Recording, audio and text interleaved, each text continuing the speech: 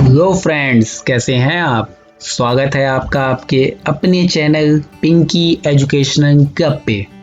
दोस्तों, दहेज ये एक बहुत की ही क्रूर प्रथा है, लेकिन इसके पीछे का जो रीज़न है, जो बहुत कम लोग कहते हैं, मतलब ये बहुत एक बुरी प्रथा है, ये तो सभी जानते हैं। लेकिन ये क्यों है आज भी समाज में। हम सब कहते हैं कि दहेज है, गलत है, लेकिन फिर भी ये आज चल रहा है।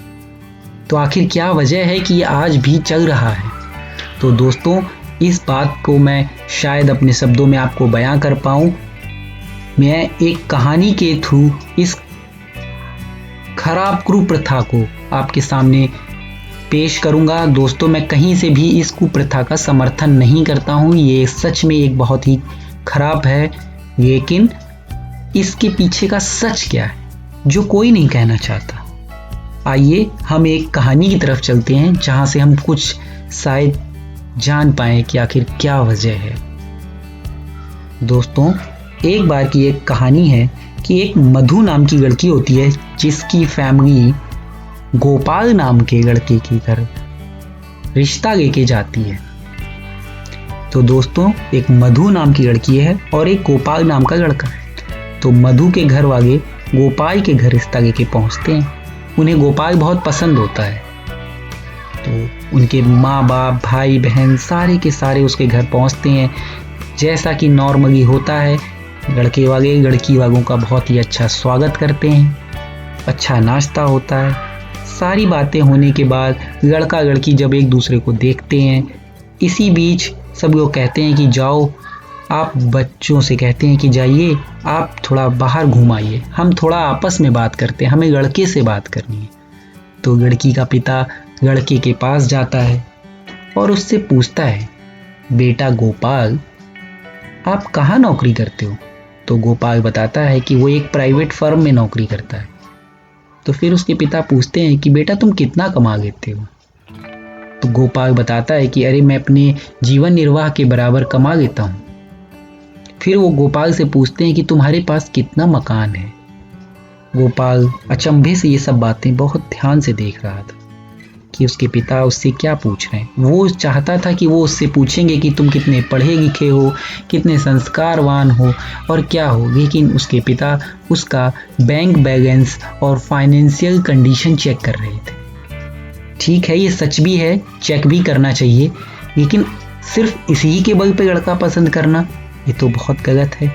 गोपाल इन सब बातों को बहुत ध्यान से सुन रहा था और फिर वो पिताजी उसके एक शर्त रखते हैं कि बेटा, मेरी बेटी कभी भी जॉइंट फैमिली में नहीं रही है, तो वो इतने सारे लोगों का खाना पीना नहीं बना पाएगी। तो क्या तुम शादी के बाद उसको लेके अलग रहने में सक्षम हो? क्या तुम एक फ्लैट लेके उसको अलग रह सकोगे? तो गोपाल ये सारी बातें बड़े ध्यान से और अचंभे से सुन रहा था।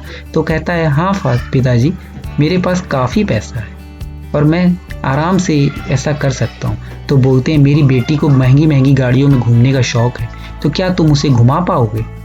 गोपाल फिर से एक अचंभे भरी नज़रों से उनके पिता को देखता है और कहता है, हाँ घुमा सकूँगा। तभी गोपाल के पापा उससे कहते हैं कि मेरी बेटी तुम्हारे साथ कुछ बातें करना चाहती है, तुम दोनों जाओ और थोड़ा गार्डन में घूम आओ जाके।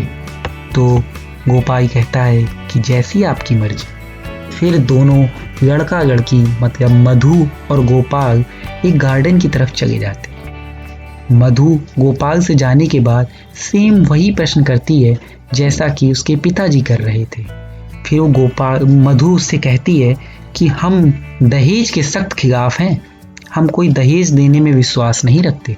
तो गोपाल एक बहुत ही अचंभे वाली बात करता है कि गोपाल कहता है, नहीं, मुझे तो दहेज चाहिए, मुझे दहेज में एक बहुत ही लैम्बोर्गिनी कार टाइप की चाहिए, मुझे तो ये चाहिए, मुझे तो वो चाहिए। अब लड़की सोचती है, अरे ये कैसा लड़का है, मुझसे इस तरीके की डिमांड करता है। तो वो कहती है कि अरे तुम तो बहुत लालची प्रवृत्ति का इंसान हो, तुम मुझसे दहेज की उम्मीद लगाते हो, तुम्हें पता नहीं दहेज एक कुप्रथा है और इसकी वजह से कितनी दिक्कत हो रही है। तो गोपाल कहता है कि नहीं, मुझे तो दहेज चाहिए ही। लड़की जाती है और अपने पिता को बताती है कि अरे ये तो दहेज मांग रहा है। उसके पिता तुरंत नाराज हो जाते हैं और कहते हैं कि आप लोग बहुत लालची हैं, और तुरंत वहां से चले आते हैं। तभी गोपाल की माँ घर के अंदर आती है, जो गोपाल के स्वभाव को जानती थी। वो गोपाल से आके कहती है कि अरे गोपाल, आज तुमको क्या हो गया? तुम तो हमेशा से ही दहेज लेने के खिलाफ थे, और आज तुम ऐसी कैसी बातें कर रहे हो कि तुम्हें दहेज चाहिए? तो गोपाल उनकी तरफ देखता है और एक हल्की सी मुस्कान देता है और उनसे कहता है, माँ, वो मुझे खरीदने ही तो आए थे। उन्होंने एक बार भी ये नहीं जानना चाहा कि मेरे अंदर क्या गुण दोष हैं, मैं कैसा हूँ, मैं उनकी लड़की को शादी के बाद खुश रखूंगा कि नहीं रखूंगा। वो सिर्फ इस बात में जानने में इंटरेस्ट था कि मेरी नौकरी कितनी है, मैं कितना कमा लेता हूँ। अरे मैं कितना भी कमाता हूँ तो अगर किसी का घर 20,000 में भी चल सकता है और 2 लाख में भी चल सकता है, लेकिन उनके पिताजी तो मुझे पैसों में तौलने आए थे। तो जब वो मेरी बोगी लगा रहे थे तो मैंने भी खुल के अपना रेट बता दिया।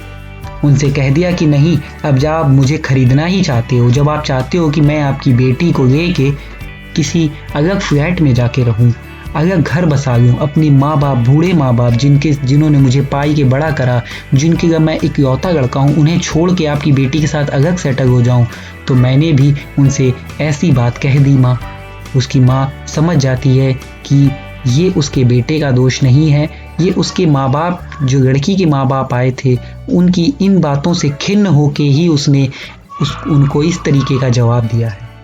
दोस्तों, ये हमारे समाज का बहुत ही कड़वा सच है। आजकल जो लोग पैसे से संपन्न हैं वो लड़कों को खरीद लेना चाहते हैं। वो जहाँ भी जाते हैं वो पहले यही बात करते हैं कि हम इतने लाख की शादी करेंगे। वो ये बात ही नहीं करते कि हमारा लड़का कैसा है। अरे आप पहले ये देखिए कि लड़का संस्कारी है कि नहीं है, क्या वो आपकी लड़की को खुश रखेगा? आजकल ये सब बातें माने नहीं रखती, सिर्फ खरीदना चाहते हैं। एक सरकारी नौकरी वाला दामाद वो हर कोई खरीदना चाहता है। तो दोस्तों, जब चीज़ें थोड़ी होंगी और डिमांड ज़्यादा होगी तो सप्लाई और डिमांड के गेम के हिसाब से उस चीज़ की डिमांड बढ़ जाएगी। हो भी यही रहा है कि जब हर एक आदमी सरकारी दामाद या अच्छा प्रतिष्ठित व्यक्ति ही ढूंढ रहा है, जिसकी वजह से उन लोगों को महंगा महंगा दहेज देना पड़ रहा है। अब उन्हें बहुत तकलीफ होती है, लेकिन दोस्तों मैं आपको बता देना चाहता हूँ, इसका फ़र्क उन गरीब माँ बापों पे पड़ता है जो बेचारे बड़ी मुश्किल से अपनी बेटी को पढ़ा के बड़ा कर देते हैं और ये सोचते हैं कि हमने अपनी बेटी को पढ़ा लिखा दिया है और अब इस पढ़ाई लिखाई के दम पे उसकी अच्छी शादी हो जाएगी। लेकिन इस कुप्रथा के चलते न जाने कितनी लड़कियाँ अपना घर बार छोड़ देती हैं, कितनी लड़कियाँ फांसी लगा लेती हैं और कितनी लड़कियाँ अपनी जान दे देती हैं।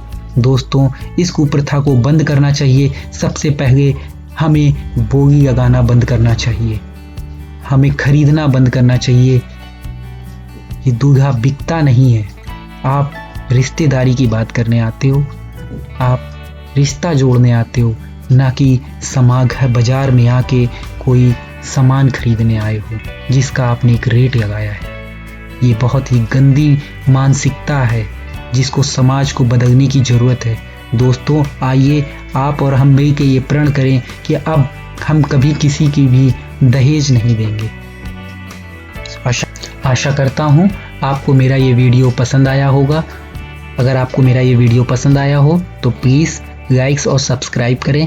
इसी तरीके की अगर आप और कहानियाँ चाहते हैं तो मुझे बताइए और कमेंट बॉक्स में ये ज़रूर मेंशन करिए कि आप इस टॉपिक के बारे में क्या सोचते हैं।